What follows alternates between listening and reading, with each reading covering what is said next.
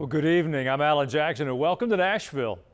While the door into this country has finally been closed, it's still going to take a long time to get all the bad guys out, especially when they're hiding.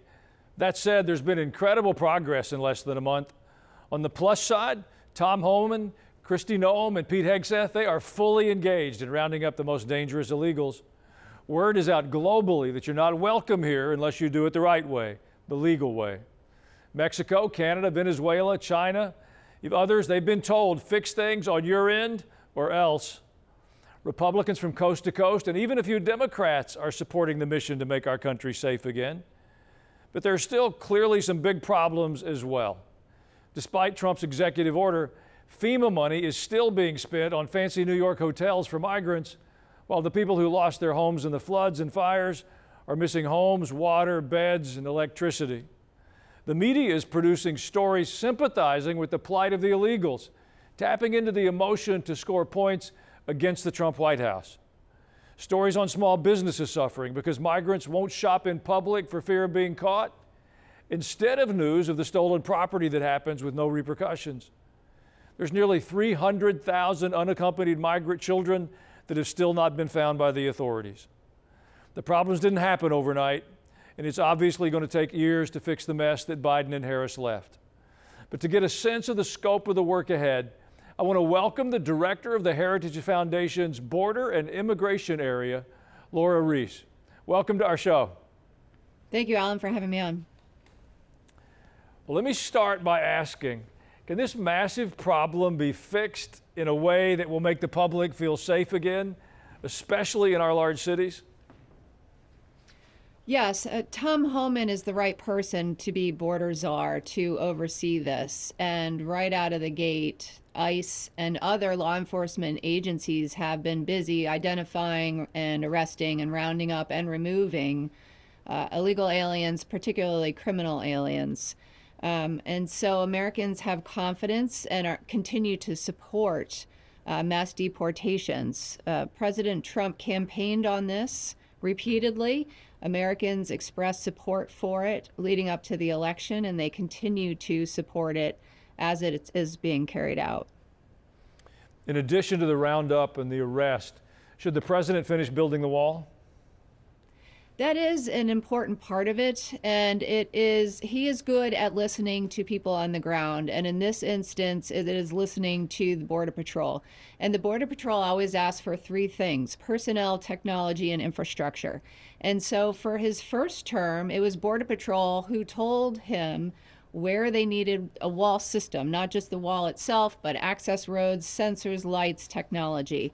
And he built where they needed it. Unfortunately, when Joe Biden came into office, he halted all of it.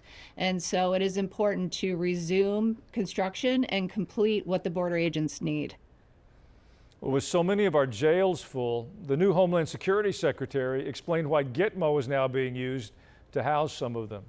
As she described to reporters, Gitmo is being used for the most dangerous ones captured. Listen to how she described it. They are in the system and the facilities that, a lot of our worst terrorist criminals have been incarcerated for many years.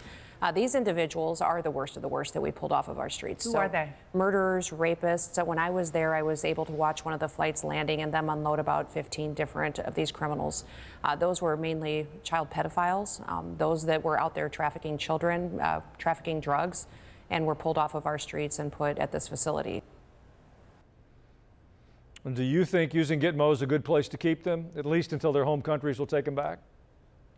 Yes, the Trump administration needs to be creative and use all resources that are available in multiple agencies and different departments, and that's what's happening, whether it's Defense Department, the Justice Department, DHS, IRS agents, you name it. So Guantanamo is a location that we have used to hold migrants for decades and across multiple administrations. But it is important to note that in deporting those who are here illegally, yes, we prioritize and start with the worst of the worst, but no one should be off the table. And eventually, most, if not all, of these criminal aliens will be removed, and then it is a matter of continuing to enforce the law as Congress had passed it. You know, a lot of efforts being invested in rounding up and deporting these criminals. I'm curious, do you think that they'll find their way back to the U.S.? I'm asking because they seem not to care at all about being arrested and held here. Is it because the reward is far bigger than the risk? Well, it all depends on how secure the border is. And right now, our border is very secure because Donald Trump has allowed CBP, Customs and Border Protection, to do its job and has sent more Defense Department assets down there. And we have a Secretary of Defense, Hegseth, who stood shoulder to shoulder at the border with Tom Homan and said, securing our U.S. border is the right thing to do. So right now, I don't believe aliens who are deported are going to have luck getting back in. Well, we'll be back with more from Laura Reese in just a moment. You can send me an email with your opinion of what the U.S. is doing with the migrants. The address is comments@alanjacksonnow.com.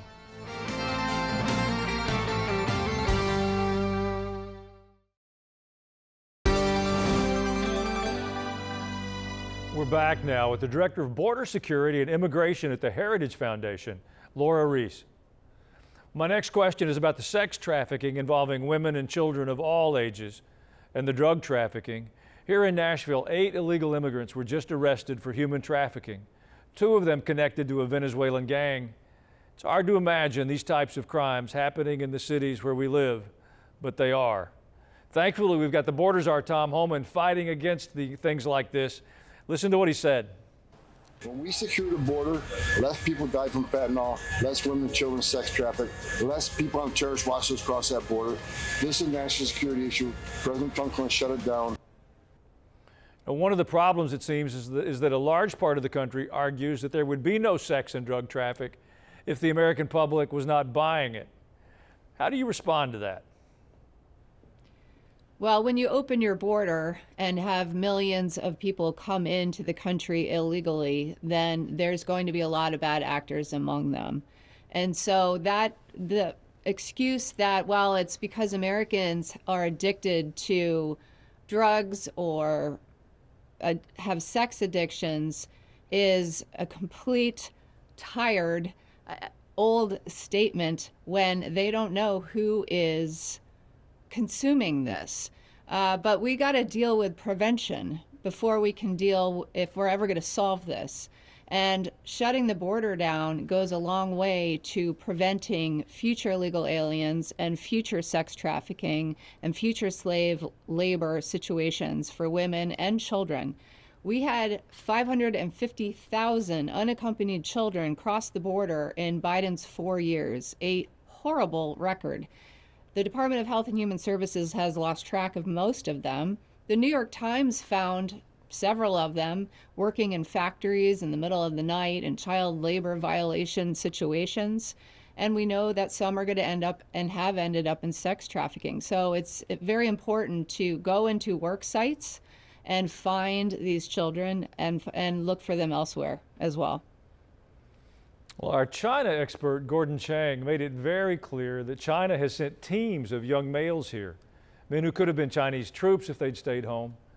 Do we have any idea if they're here to spy, set up hard-to-detect military installations?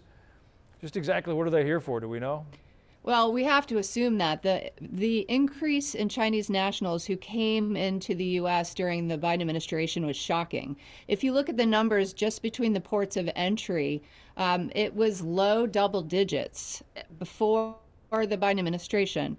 And then it rapidly increased to as high as 6,000 in a month between the ports of entry. And that's just who was caught of Chinese nationals. We don't know how many more got away. And 82% of them were single adults, and most of them were male and military age. So we have to assume, given past practices of Chinese communists and the CCP, of espionage, intellectual property theft, etc., that there are bad actors currently in the U.S., and it's very important to root it out and to arrest them. Well, in addition to the crime and drugs, this has been a very expensive deal to house so many people. FEMA has spent money housing them, feeding them, helping them to get around. It's a lot of taxpayer money. And it comes even as American citizens are homeless from floods and hurricanes and fires. Is that something this administration is going to address fully? Yes, in fact, just last week, a career employee of FEMA continued to send a lot of money out of FEMA to New York City to pay for illegal aliens at a high-end hotel. Fortunately, Secretary Noem of Homeland Security announced that she was able to claw back that money. But Americans are shocked at the billions of dollars that have gone out the door the last 4 years to facilitate illegal immigration at mass scale, whether that's FEMA, the State Department, USAID, Health and Human Services, the Justice Department. There are so many pots of money that have been used, spread across the government, so it was harder to track. Thank goodness for DOGE exposing a lot of this, but I think Americans are going to grow increasingly disgusted at what the Biden administration has done. Well, this massive migration to America has also put a strain on global relations, not just with Canada and Mexico, but other countries. Can you tell us what some of the damage has been and whether there is any way to address it without being blamed for trying to do the right thing for our citizens first? Well, obviously, Mexico has allowed millions of illegal aliens to traverse Mexico and come to the U.S., and it's been that way for decades. When President Trump was in office the first time, he got a good handle on that. He threatened tariffs back then, and the Mexican government started cooperating very quickly. That included Mexico securing its southern border, again, to prevent the illegal migration in the first place, which then prevents a whole host of issues, as we've discussed, drugs and sex trafficking, etc. So now we've got a new Mexican president, and she seems to be, tallying a little bit with President Trump. We'll determine by her actions over the long run to get Mexico to cooperate. Same thing with Canada, although Canada has stepped up and they're starting to put more Canadian resources on its side of the border to, again, prevent the fentanyl from crossing and more illegal immigration.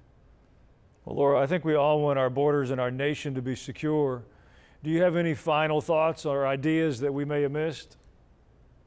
Well, we can't forget about Congress. So Congress needs to step up quickly. They need to work at Trump time, not congressional crawl time, and give ICE significant increase in resources so that ICE can continue to find criminal aliens, other illegal aliens, and remove them. Well, I want to thank you for joining us. We'd love to have you back as things develop across the year. There's a lot of things happening quickly. Thank you very much, Alan. Happy to do so. Well, in a moment, some thoughts on what we can do.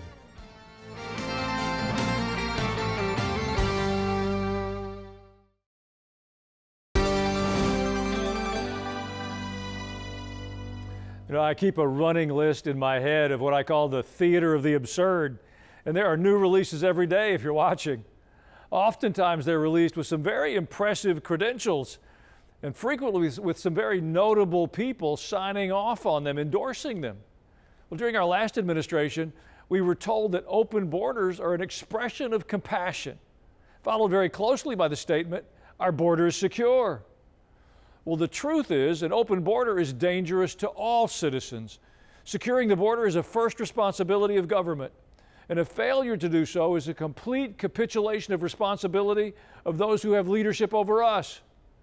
How did we arrive at this place? Well, I would submit it's because the church has not had the courage to talk about biblical perspectives. So I'm grateful for the clear-eyed approach that's taken by our new administration against illegal immigration. But regrettably, the church hasn't been so clear-eyed. The church has failed to teach about the sovereignty of God. We have no imagination of boundaries or borders or thou shalt not. We've had too much of what I call sloppy grace, where anything goes and everything's okay. No matter what you do, you can just casually say, oh, I'm sorry, and we'll all be all right in the end. So when someone comes to us and uses grace or compassion as a lever of manipulation, we're unprepared to think our way through it. We think we're supposed to just capitulate. Well, as believers, we need the foundation of God's Word to help us sort through the releases of the theater of the absurd. There's nothing more valuable than truth. In illustrating the value of truth, Jesus said the following. It's Matthew 13. He said, "The kingdom of heaven is like a treasure hidden in a field. When a man found it, he hid it again, and then in his joy went and sold all that he had, and he bought that field." When you discover the kingdom of heaven, when you discover truth, trade for it, even if it means up giving everything else you possess. As Christ followers, I have a suggestion. Let's shake off indifference and begin to pray that God would grant us boldness to speak the truth. Let's let the church use our voices in leading our nation and not wait for the politicians. If we'll do that, I promise you there's more reasons for hope than despair. We'll be back in just a moment with your emails.